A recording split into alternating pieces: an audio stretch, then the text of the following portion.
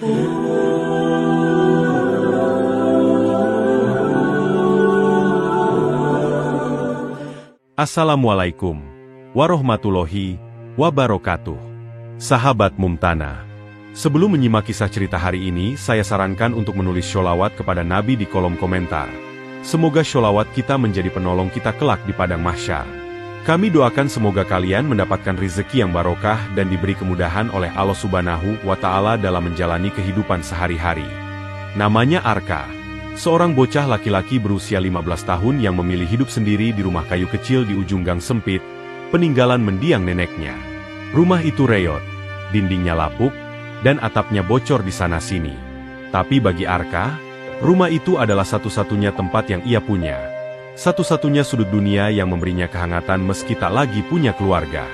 Orang tuanya meninggal dalam kecelakaan saat Arka baru kelas 4 SD. Setelah itu, pihak dinas sosial ingin membawanya ke panti asuhan. Tapi Arka menolak dengan keras. Ia lebih memilih tinggal di rumah neneknya yang sudah kosong. Banyak yang menganggap keputusannya nekat, bahkan bodoh. Tapi Arka tidak takut kesepian. Ia justru menemukan teman-teman setia dalam bentuk yang tak biasa. Kucing-kucing jalanan yang kelaparan, terluka, dan dibuang. Mereka datang satu persatu, seperti tahu bahwa rumah kecil itu adalah tempat yang aman bagi mereka. Kini, ada 33 ekor kucing yang tinggal bersamanya. Beberapa buta, beberapa pincang, dan sebagian besar kurus karena masa lalu yang berat. Di antara mereka, ada seekor anjing kecil dengan 3 kaki yang ia beri nama Owi. Owi ditemukan Arka saat hujan besar, tergeletak di selokan dengan luka di kaki belakangnya. Sejak hari itu, Owi menjadi teman setianya, selalu ikut kemanapun Arka pergi. Setiap pagi, Arka mendorong gerobak buatan dari kayu bekas, menyusuri ganggang untuk mengumpulkan kardus, botol plastik, dan kaleng kosong. Owi berjalan di sampingnya, sesekali berhenti mengendus bau makanan atau menyalak pelan pada kucing liar yang mengintip dari balik tumpukan sampah. Bagi orang lain, pekerjaan itu hina dan melelahkan. Tapi bagi Arka, itu adalah perjuangan yang layak. Uang recehan hasil penjualan barang bekas ia kumpulkan, bukan untuk membeli jajanan atau baju baru, tapi untuk membeli satu-satunya hal yang ia anggap penting, makanan hewan. Arka sering lapar. Kadang ia hanya makan nasi dan garam, atau bahkan hanya minum air putih. Tapi ia tak pernah membiarkan satupun dari keluarganya kelaparan. Setiap malam, ia berbagi makanan seadanya, membagi rata walau sedikit. Ia tak tahu apakah esok masih bisa memberi makan semuanya. Tapi ia percaya, selama ia mau bergerak, Allah akan memberinya jalan. Di balik kesunyian rumah tua itu, tersembunyi satu kisah tentang kasih sayang yang tak biasa. Arka bukan anak biasa. Ia adalah bocah pemungut sunyi, yang menjadikan cinta sebagai alasan untuk bertahan hidup. Sekolah bukanlah tempat yang menyenangkan bagi Arka. Bukan karena pelajaran yang sulit atau guru yang galak, tapi karena sorakan dan ejekan yang selalu mengiringi setiap langkahnya. Ia duduk di bangku kelas 9, namun namanya lebih dikenal bukan karena prestasi atau kenakalan, melainkan karena satu julukan yang terus melekat padanya, Arka Gila Kucing. Setiap pagi, sebelum masuk kelas, Arka akan memastikan semua kucing di rumahnya sudah diberi makan. Kadang ia terlambat, kadang datang dengan seragam kusut dan bau kucing yang masih menempel. Itu cukup untuk membuat teman-temannya menutup hidung dan tertawa mengejek. Itu si gila kucing datang. Pasti tidur sama kucing lagi tuh. Dasar jorok. Kasihannya, gak punya orang tua. Temennya cuma kucing. Arka menunduk, tak membalas. Ia sudah kebal, atau setidaknya mencoba terlihat kuat. Tapi di dalam hatinya, tetap terasa perih. Ejekan itu bukan hanya dari teman-teman sebaya. Bahkan beberapa guru dan orang tua murid pun memandangnya dengan sinis. Pernah suatu kali, seorang ibu menarik anaknya menjauh saat Arka duduk di taman sekolah, sambil berkata, "Jangan dekat-dekat dia, anak nggak jelas. Nanti kamu ikut-ikutan gila kucing." Namun sekeras apapun dunia meremehkannya, Arka tidak menyerah. Ia tetap memulung setiap pagi dan sore, tetap memelihara 33 ekor kucing dan Owi. Ia lebih memilih ditertawakan manusia daripada membiarkan makhluk kecil yang tak bersalah mati kelaparan. Suatu sore, saat persediaan makanan habis total dan tak ada uang tersisa, Arka memberanikan diri berdiri di depan sebuah toko hewan peliharaan. Ia membawa 2 kaleng kosong dan selembar kardus bertuliskan, "Tolong, butuh makanan untuk kucing-kucing saya." Beberapa orang hanya melirik dan berjalan pergi. Yang lain menertawakannya.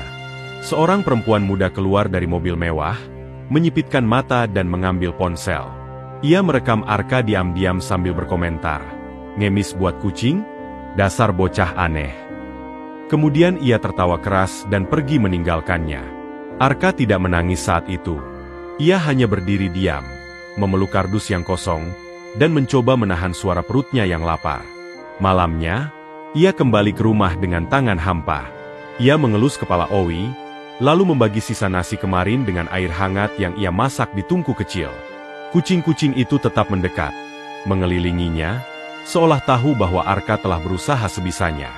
Dalam diam, Arka berbisik, "Maaf ya, hari ini nggak banyak yang bisa kuberi. Tapi aku janji, besok kita coba lagi." Di dunia yang keras dan sering kejam pada yang berbeda, Arka belajar satu hal penting. Mencintai bukan soal dipahami, tapi soal bertahan, meski harus menanggung luka sendiri. Malam itu, hujan turun deras. Atap rumah kayu Arka bocor di 3 titik. Air menetes di lantai tanah, membentuk genangan kecil yang membuat rumah semakin lembab dan dingin. Arka duduk memeluk Owi di pojok ruangan, tubuhnya menggigil, bukan hanya karena cuaca, tetapi karena kekhawatiran yang menggerogoti hatinya. Satu persatu kucing peliharaannya terlihat lemas dan lunglai. Tak ada lagi stok makanan. Tak ada uang untuk membeli sebutir pun nasi, apalagi makanan hewan. Selama berminggu-minggu, Arka sudah mencoba berbagai cara. Ia memulung lebih banyak, mencoba menjual barang bekas ke tempat lain, bahkan meminta tolong ke warung-warung terdekat. Tapi semua usahanya tak cukup. Tubuhnya sendiri sudah mulai melemah. Namun ia terus memaksa berdiri demi makhluk-makhluk kecil yang bergantung padanya. Dalam keputusasaan, Arka akhirnya mengambil keputusan terberat dalam hidupnya. Ia mengambil ponselnya yang retak, lalu mengetik sebuah status di Facebook. "Saya Arka, umur 15 tahun. Saya punya banyak kucing di rumah yang sudah sangat kelaparan. Kalau ada yang mau adopsi satu saja, saya akan sangat berterima kasih. Tolong bantu mereka." Ia menyisipkan satu foto. Dirinya memeluk seekor kucing putih di pangkuannya. Wajahnya tampak lelah. Matanya sembab. Tanpa berharap banyak, ia tekan tombol "kirim" dan memeluk Owi lebih erat dari sebelumnya. Keesokan harinya, 1-2 komentar mulai masuk. Ada yang mengejek, ada yang mengabaikan, tapi juga ada yang benar-benar ingin membantu. Arka mulai menyiapkan kardus-kardus bekas yang biasa ia pakai untuk memulung. Ia letakkan 1 kucing per kardus, dibalut dengan sobekan kain agar tetap hangat. Ia berjalan kaki mengantarkan mereka ke beberapa orang yang bersedia mengadopsi. Kadang ke rumah-rumah, kadang bertemu di pinggir jalan. Setiap perpisahan adalah luka. Tiap kali tangan orang lain mengambil 1 kucing dari kardusnya, Arka akan menunduk dalam, menahan air mata. Ia akan mengelus kepala kucing itu sekali lagi, lalu berbisik pelan, "Kamu akan hidup lebih baik sekarang. Jangan lupa Arka, ya." Setelah mengantarkan beberapa kucing, malam harinya Arka kembali ke rumah dengan tangan kosong dan dada kosong. Ia duduk memandangi ruangannya yang kini lebih sepi.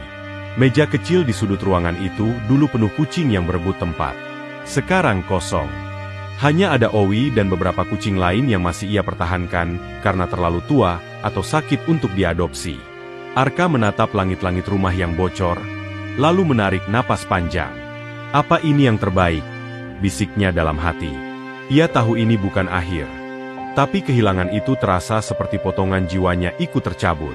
Ia mencoba tersenyum. Senyum tipis yang lebih mirip luka yang dipaksakan sembuh. Namun di balik senyum itulah, Arka belajar arti melepaskan demi kebaikan makhluk lain. Ia kehilangan, tapi bukan karena menyerah, melainkan karena mencintai dengan cara paling dewasa yang bisa dilakukan seorang anak 15 tahun. Tak disangka, video yang dulu dibuat untuk menghina Arka justru menjadi awal dari perubahan besar. Seorang pengguna media sosial mengunggah ulang rekaman itu, namun dengan sudut pandang berbeda. Ia menuliskan, "Lihat bocah ini. Dia bukan pengemis biasa. Dia ngemis bukan buat dirinya, tapi buat hewan-hewan yang dia rawat. Masih pantaskah kita menertawakannya? Video itu viral.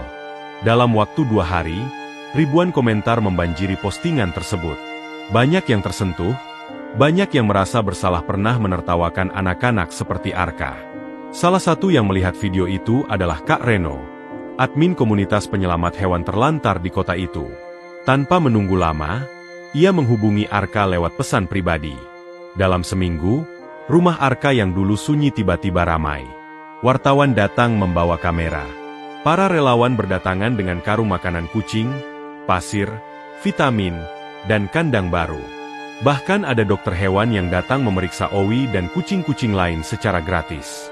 Arka yang biasa dianggap remeh kini duduk di tengah-tengah orang-orang yang memujinya. Lebih dari itu, beberapa orang yang sempat mengadopsi kucing Arka datang kembali. Mereka menyerahkan kembali kucing-kucing itu sambil berkata, "Tempat mereka bukan di rumah kami, tapi di sisi kamu, Arka." Dulu ia disebut bocah gila kucing. Kini, namanya menjadi simbol kasih sayang dan keberanian. Untuk pertama kalinya dalam hidupnya, Arka tidak merasa sendirian. Berkat bantuan dari komunitas pecinta hewan dan para dermawan yang tergerak hatinya, Arka akhirnya meninggalkan rumah kayu reot peninggalan neneknya. Ia pindah ke sebuah rumah mungil di pinggir kota. Rumah itu tak mewah, tapi hangat dan layak, dengan halaman rumput kecil, tempat bermain kucing, dan kandang nyaman untuk Owi. Arka menamainya Rumah Langit, karena setiap malam, ia suka duduk di atapnya bersama Owi, memandangi bintang sambil berbagi harapan dalam diam. Kucing-kucing yang dulu kurus dan lemah kini mulai sehat. Bulunya bersih, matanya bersinar. Mereka bermain bebas di halaman, tidur di sudut-sudut hangat, dan mengeong riang saat Arka pulang dari memulung. Ya, Arka masih memulung. Bukan karena terpaksa, tapi karena itu adalah bagian dari perjuangannya. Sebuah pengingat bahwa kasih sayang dimulai dari ketekunan. Tak hanya itu, Arka mulai membuat video pendek di YouTube. Ia berbagi cara merawat kucing terlantar, cara membuat makanan kucing rumahan, bahkan tips menolong hewan sakit di jalan. Ia berbicara dengan polos, tanpa naskah, namun tulus. Dalam waktu singkat, kanalnya menarik banyak perhatian. Bukan karena kualitas video, tapi karena ketulusan seorang anak yang mau mencintai tanpa syarat. Dulu Arka hanya dianggap bocah aneh. Kini ia menjadi suara bagi makhluk-makhluk yang tak bersuara. Rumah kecilnya mungkin sederhana, tapi langit di atasnya luas, seperti cintanya pada kehidupan. Meski kini dikenal banyak orang, Arka tetap menjadi dirinya yang sederhana. Ia masih berjalan kaki ke pasar setiap pagi, membawa karung dan gerobak kecil, memungut botol dan kardus untuk dijual. Sesekali, ia berhenti di tepi jalan untuk menolong kucing yang terjepit di got, atau memberi makan anjing tua di bawah jembatan. Ia tak mencari sorotan, tak mengejar pujian. Yang ia tahu, masih banyak makhluk kecil di luar sana yang menunggu uluran tangan. Undangan untuk berbicara di sekolah-sekolah datang silih berganti. Arka menceritakan kisahnya dengan lugas, tanpa dramatisasi. Ia hanya ingin satu hal, menyentuh hati manusia agar lebih peduli pada makhluk hidup, sekecil dan selemah apapun mereka. Cinta itu bukan tentang bisa, tapi tentang mau, katanya suatu kali di depan ratusan siswa. Kalimat sederhana itu membuat banyak hati tergerak. Namun jauh dari panggung dan kamera, di malam yang hening, Arka masih suka duduk di atap rumahnya. Owi di pangkuannya, langit penuh bintang di atasnya.